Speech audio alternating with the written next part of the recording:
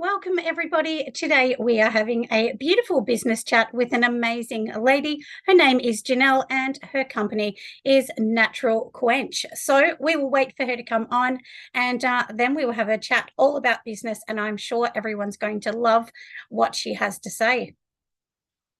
So welcome to lovely Janelle from lovely Tassie in Australia. For anyone that doesn't know, this is a part of Australia that's absolutely beautiful, and it is the point of Australia. So let's get into some questions. So number one question is, why or who prompted you to open your business?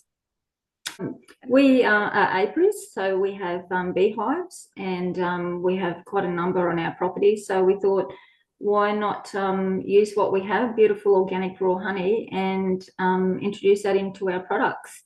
That is amazing. I love that idea. And I love the idea of, I always say this, bringing something unique. You have to bring something unique. And of course, doing that, brings another element to what you're doing. But anyway, keep going. Thank you. We started off initially with just a few little cream lotions that we're introducing the raw honey into, and now that's introduced into our recently was a soap.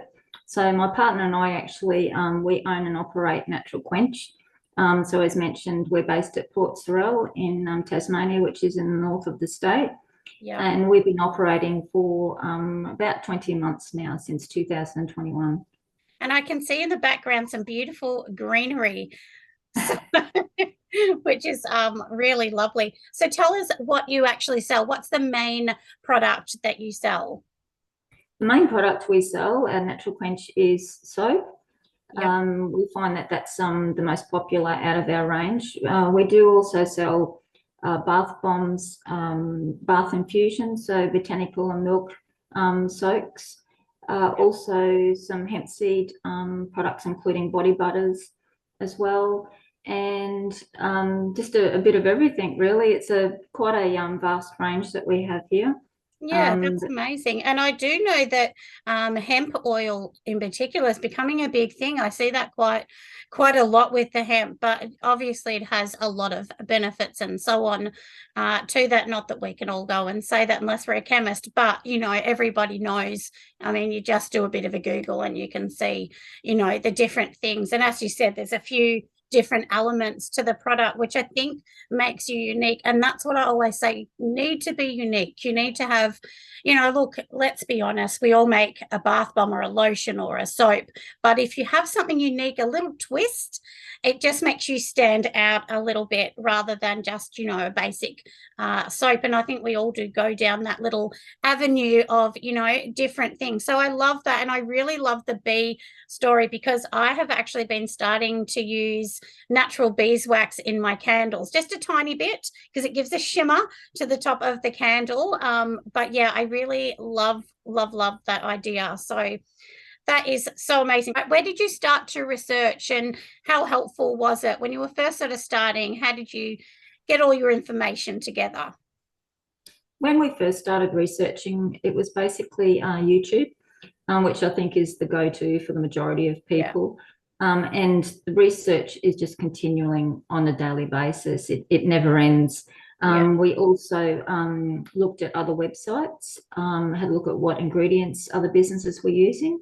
Yeah. And I found that actually helped in our research as well, because it is so much that you can look at researching and to actually concentrate on ingredients, for instance, in the first place, and then move on from there, like with labels, because I think we all know how trying at times label research can be, and what is the best option there. But I found that just concentrating on one particular area, so YouTube, extremely beneficial. I also often frequented libraries to find out what books I could find, not just in Australia, but overseas as well, because initially we were looking at the overseas market. Yeah, that's interesting. Yeah, that's interesting, because I know Robin's Soap House did that too. You know, she was a bit of overseas, you know, did quite a lot of, you know, had some contracts and agreements with overseas. And I think that is important because in Australia, people forget we are so small. Our market is really little. And, you know, it's not like the US where they have so many more people to sell to. But for us, I think sometimes you need to think about how big you want to grow. You know, do you want to stay small or international? So that's interesting that you say that, because I haven't heard a lot of people talk about that. You know, bring that into that. And to me, that shows like a good business mind, you know, to be thinking of not just here or a market, but expanding, you know, like how can you expand? Because, you know, I always say to people, although we love this as a hobby, let's be honest, you know, we need to earn money. Like you can't do this for free. You do need to actually earn an income at the end of the day, as much as you may love making it. And I did say this in one of my YouTube channels that making a slab of soap cost almost $100. You know, and people don't realize that the amount of oils and everything that go into it. For what I do, a vegan sort of soap, it's not cheap, you know, so it's really not. So it's clever, like I said, you know, that how you were saying about looking at overseas. But yeah, I do think YouTube, I get lots of people telling me they spent, and I mean, I did too. I spent hundreds and hundreds and hundreds of hours, and I still do every single week. You know, like you said, you never stop learning. It's like a nurse that continuously, you know, studies and keeps going back for more and more.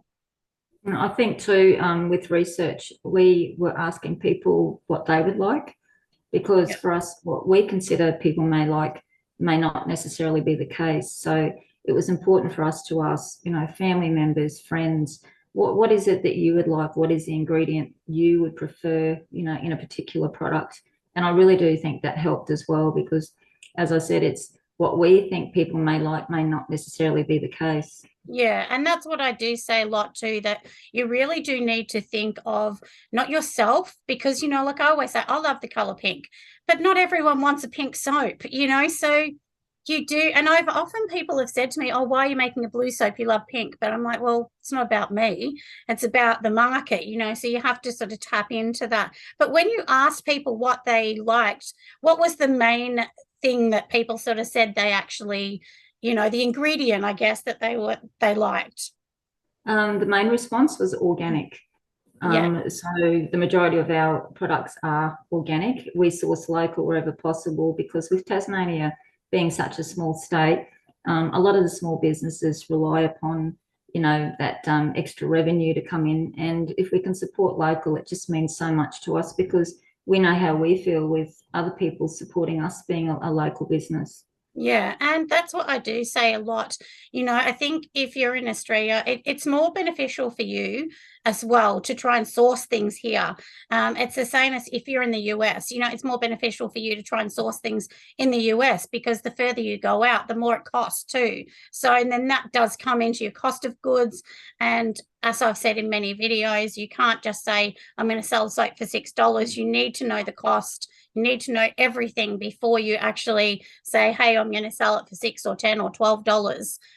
And one thing while we're talking about that, one thing that I do say to people is you don't need to sell a soap for $5. If it's got organic products in it, it is expensive. It should be over $10.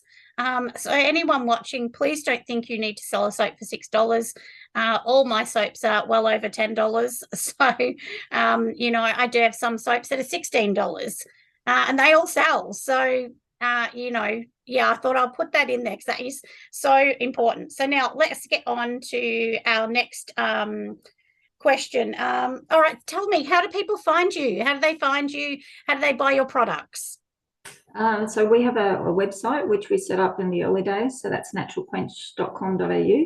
Yep. We also have a Facebook shop, which was recently uploaded. Everything worked out well after a trying time of over 12 months with Facebook. Yes, I get that.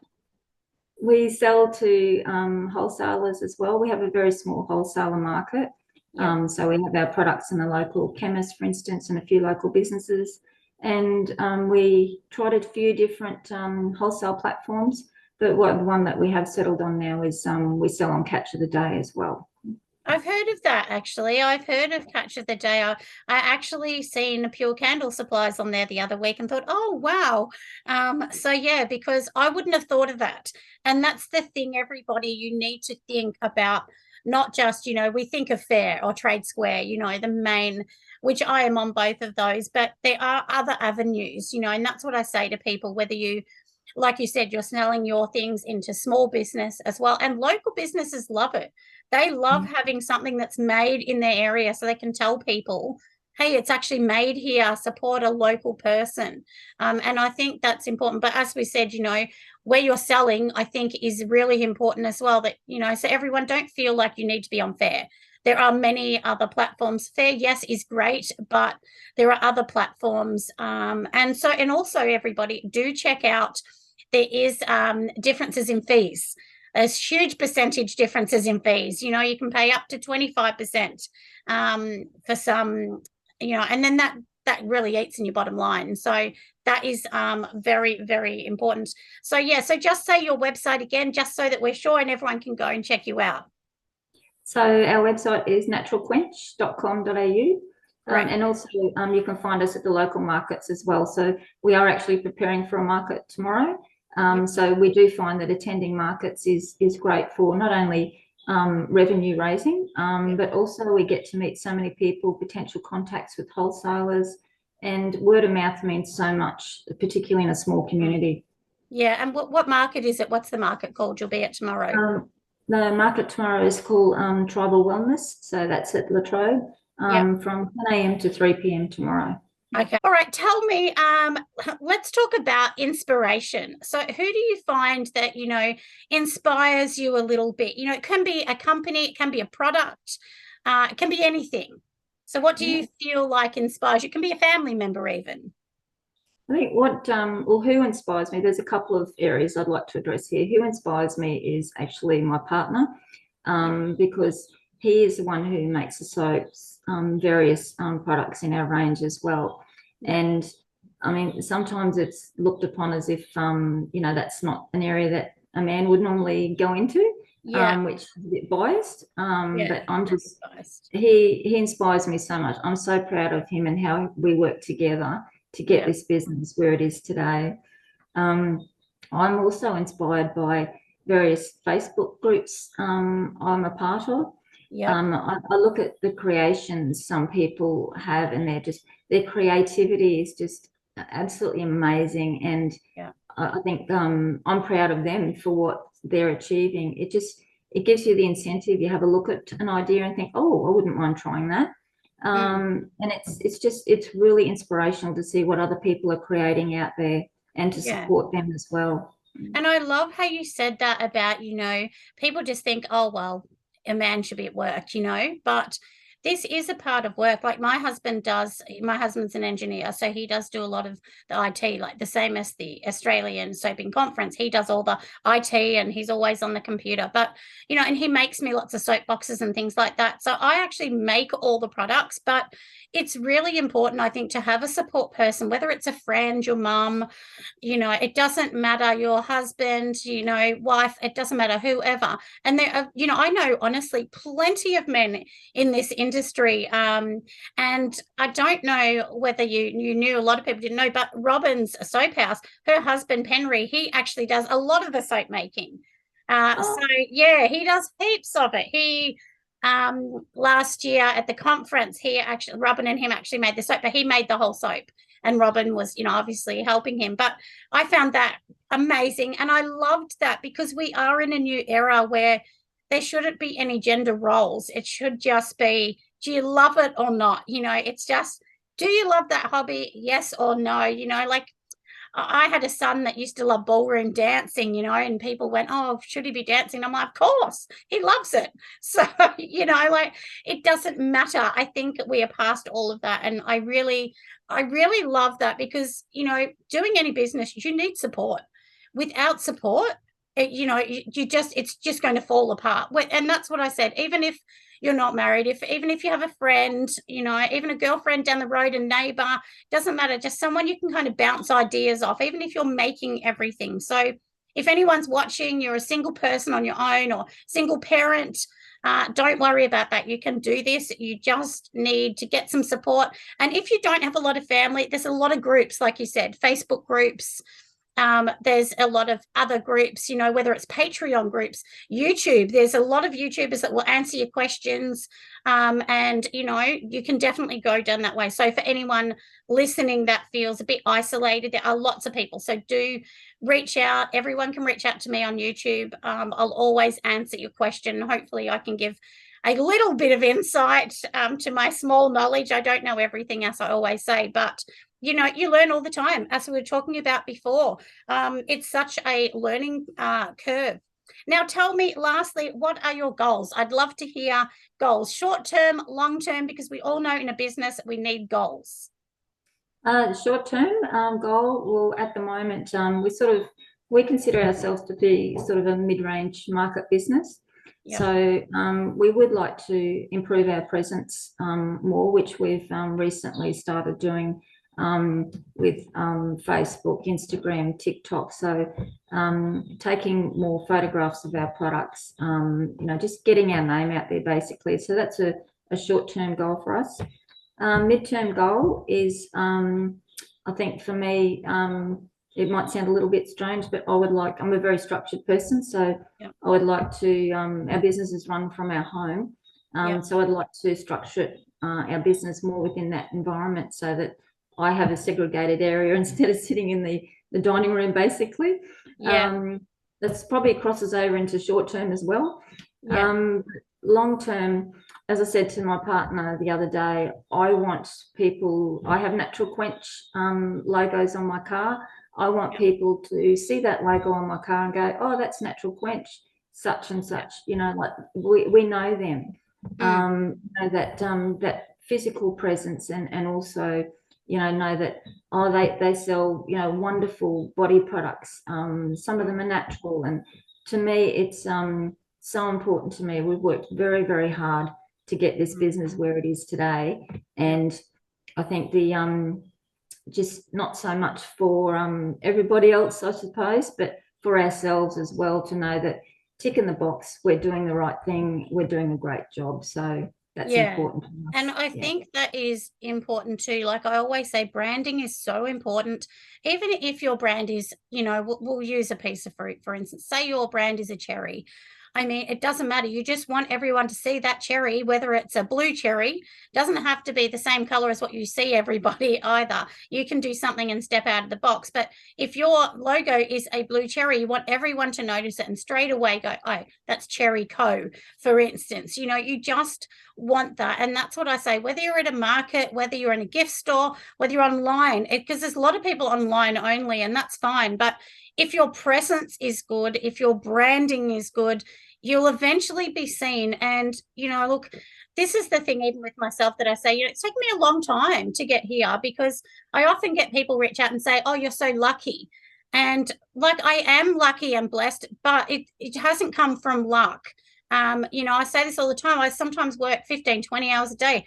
As you were saying earlier, you know, you've seen a post from me after 1 a.m. I mean, but that's what an entrepreneur is. You need to work around the clock, and, you know, it's not easy, but eventually you get there where you start going, hey, I'm actually earning income. When I earned my first dollar from YouTube, I was that excited. I think I earned $11 the first month.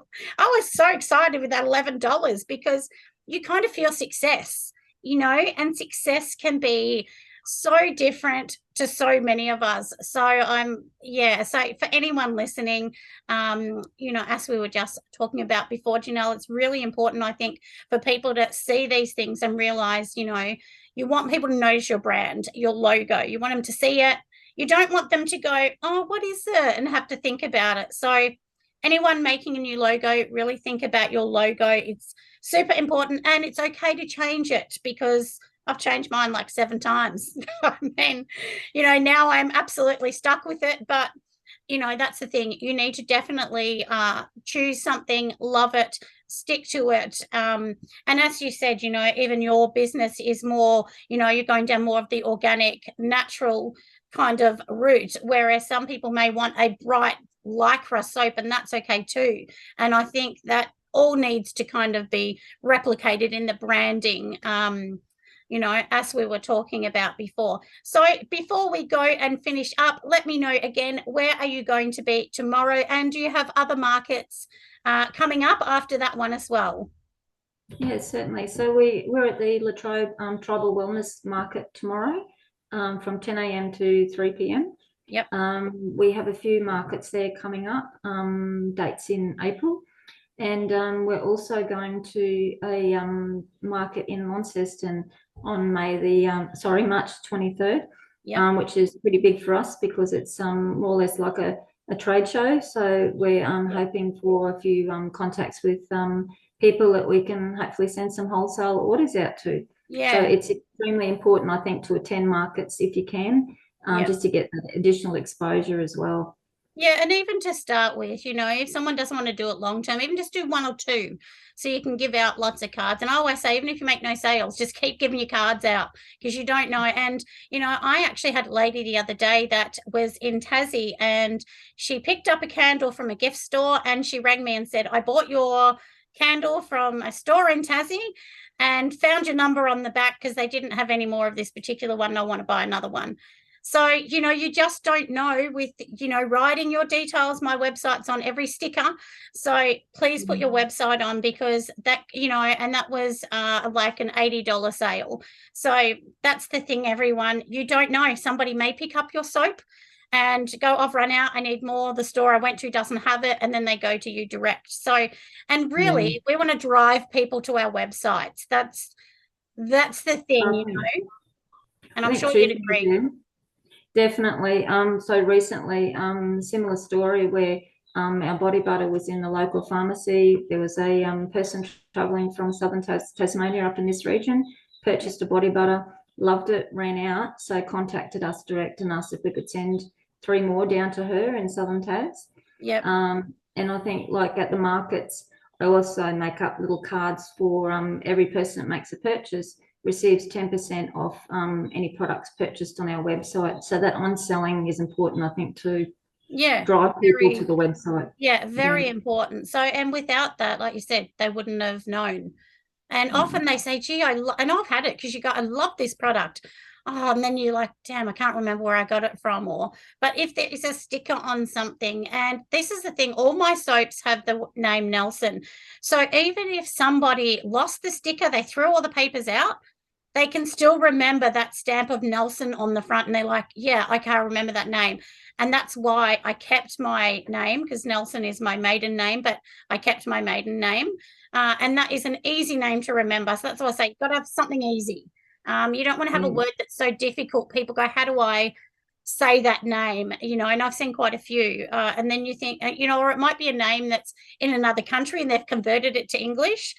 And then that I've seen that quite a lot. And then that's really hard, even though it's a cool name. People don't remember that because it's tricky. I mean, you know, if you think about all their companies like Myers, Apple, Coles, they're all easy names that we remember. Lush, I mean, it's 4 letters. So that's the thing, everybody. You know, you need to have a name that you kind of think somebody will go, like your name, your business name's easy to remember. It's an easy name. It's not a tricky name. And I think that is important for anybody, you know, wanting to know.